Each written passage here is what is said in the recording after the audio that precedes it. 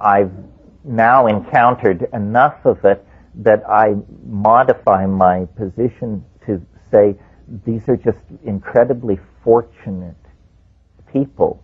And you can't tell how much of it is personality and how much of it is chemically real. Again, how much of what I'm saying to you right now, it's being processed differently in every head in the room. Some people are seeing pictures, some people are hearing words, some people are logically building on what I say, and for some people it's just music. And so it's very different, and again, it's something very hard to share because it's so subjective. But throughout the world, there are what we would call primitive or aboriginal cultures, and some are drug users, and some are not. And it isn't a matter of ecology, it's a matter of something else. In eastern Ecuador, you have tribes that are just totally druggy, and across the river, people who never touch anything, living basically what appear to the unschooled observer, two cultural systems not that different from each other. So, it's but generally speaking, the psychedelic cultures seem more, let me put it this way, the psychedelic cultures seem less dogmatic. Shamanism comes in two flavors, at least two. There's what I call a traditional shamanism is very rigid and ritual-driven and usually non-psychedelic. And the other kind of shamanism, there are rituals, but they are basically for the consumer, not the producer. And what shamans in these psychedelic cultures are simply alienated intellectuals. I've been in situations in the Amazon where you fly into some remote place and the people come and the women come and they want to touch the airplane. And they want to look at your camera and touch your clothes and all this. And so while this is going on, meanwhile, standing off is the shaman. And he doesn't give a shit about the airplane or your camera or any of that. He is interested in you as a person. And what he is he's alienated from the values of his culture. The keeper of the values is the one person who knows that the values are bullshit. That's what they're doing in that function. It's like somebody has to know, and so all the people are, kowtowing and going through their business. But the shaman at the top realizes, my God, we stare out onto an abyss. We do not know. And they're like scientists. I mean, they are scientists, essentially. Yeah. Well, this is an interesting question. There's a hard and soft answer. It depends on whether you think the need to commodify is so basic to human beings that it can't be removed. If that's true, then the Internet still holds out a certain amount of hope. A hardcore anti-capitalist position wants to eliminate capitalism because it sees it as an unreclaimable evil.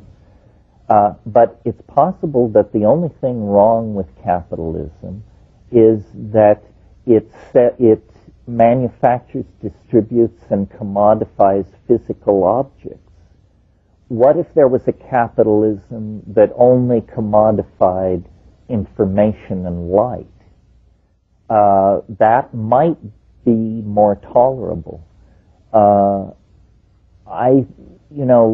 In the future, not that long in the future, if you want to live at Versailles, it'll cost you $149 to buy the software package and set it up and live in it. Well, if Versailles can be made to cost $149, how much is it worth? And the answer is only what the market will pay.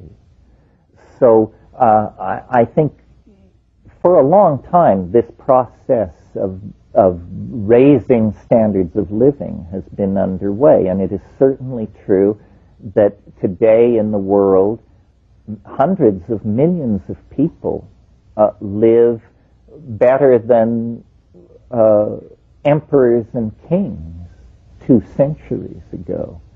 So I think the important thing, well, before we totally dismiss capitalism, we should see if it can operate in a virtual informational environment less destructively. If it can't, then something else will have to come along. But certainly capitalism based on the extraction of resources and their fabrication by cheap labor populations into objects to be sold in a central economy, that's finished. That's a dinosaur. That's self-limiting. Because there is not an ultimately exploitable resource base, the end of that kind of capitalism is easily discerned. Well, that's an interesting question. Is there a kind of natural selection of means in the marketplace? There probably is.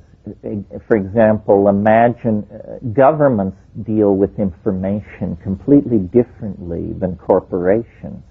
If a government obtains a proprietary technology, its impulse is to classify it, move it out of sight, and exploit it for political advantage.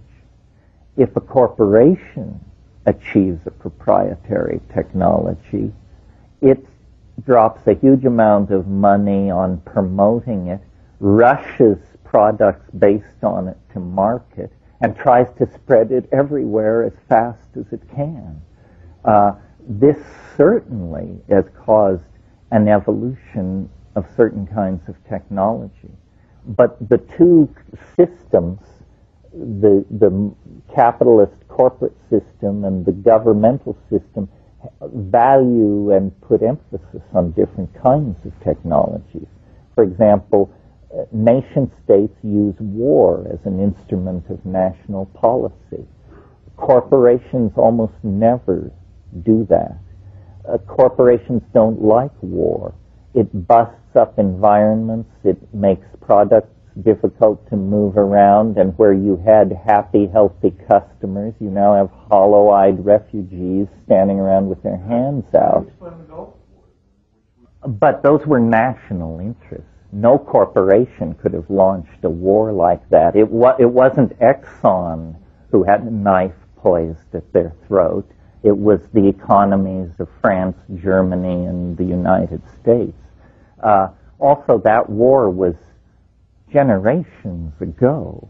A completely different set of political rules were in place. That was probably the last of those sorts of wars, I would bet. What capitalism does with war is it exports it to already burnt out market areas, like Rwanda, Bosnia, Albania. They don't care what people do to each other in those places because they don't have, there's no market there anyway. Let me go on with my list here. I think I got through dreams and drugs, which were probably the biggies. This is Friends of the Imagination, in case you lost your place here. Fiction and the enterprise of fiction, not necessarily science fiction, although it's interesting if you look at the golden age of science fiction, the magazines that created that had names like Amazing, Astounding, and If. These are the very words and themes that we've been pursuing around here. But fiction is, until we get virtual reality up and running in the hands of a master, the best way we have of showing each other the contents of our own head.